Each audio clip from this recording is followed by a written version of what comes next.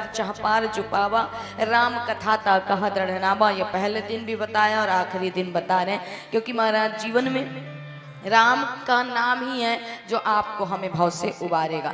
इसलिए भव से तरना है तो बोले राम राम सुमिरण किया करो, राम का नाम ही जीवन में मुक्ति देगा। कहते हैं सत्संग में सब बैठते हैं, पर क्या सत्संग सब में बैठता है? सबका कल्याण सत्संग कर सकता है? कथा सबका कल्याण कर सकती है? तो माना जाता है, संत कहते हैं कि सत्संग में सब बैठते हैं, पर कल्याण सिर्फ उसका होता है जिसके अंदर सत्संग बैठता है।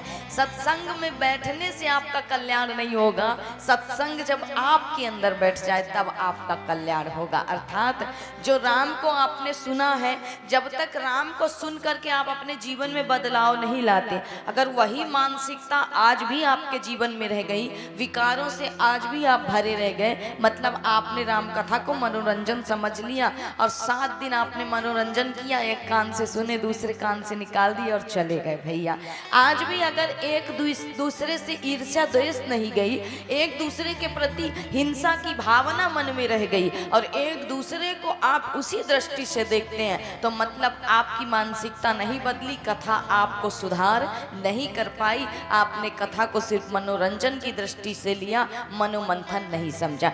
इसलिए जीवन में सुधार करिए। राम कहते हैं कोई कितना बड़ा भी आपके साथ बुरा कर जाए, एक समय तक सिर्फ और सिर्फ उसे मनाने का ही प्रयास करिए। हिंसा मत करिए, किसी के साथ बुरा मत करिए, किसी के प्रति गलत मत सोचिए।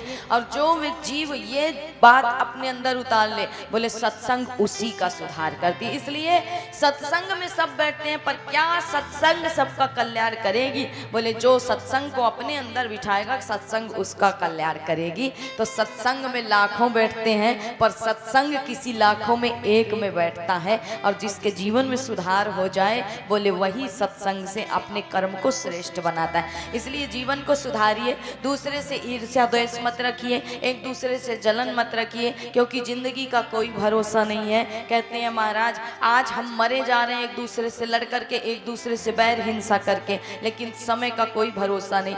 जीते जी हम एक दूसरे को रुलाते हैं, लेकिन मरने के बाद उसके हम रोते हैं और उसको उठाने का प्रयास करते हैं, लेकिन मरने के बाद कोई लौट करके कभी नहीं आता है, सिर्फ पछतावा रह जाता है। इसलिए जीवन में ये बैर ये द्वेष एक दूसरे से मत करिए और सबसे प्रेम करिए, क्योंकि राम की कथा यही सिखाती है और राम का चरित्र हमारे जीवन में यही हमें